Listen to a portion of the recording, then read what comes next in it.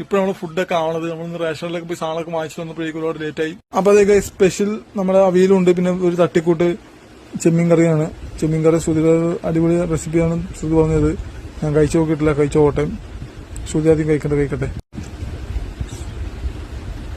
തേങ്ങ ഫുഡ് എങ്ങനെയുണ്ട്? കറി എങ്ങനെയുണ്ട്? സെറ്റാണോ? അടിപൊളിയാണോ? പുളിയൊക്കെ അടിപൊളിയായിട്ട് പിടിച്ചിട്ടുണ്ടോ?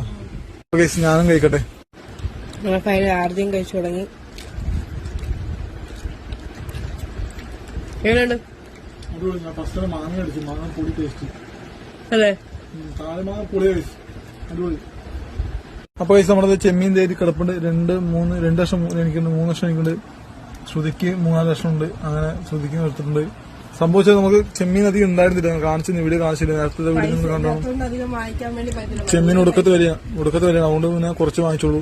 വേറെ മീൻ ഉണ്ടായിരുന്നില്ല, ഉള്ള മീൻ ഇതാണ്. അപ്പൊ കറിക്ക് എന്തെങ്കിലും വേണമല്ലോ എന്ന് വെച്ച് വാങ്ങിച്ചാലേ തേങ്ങ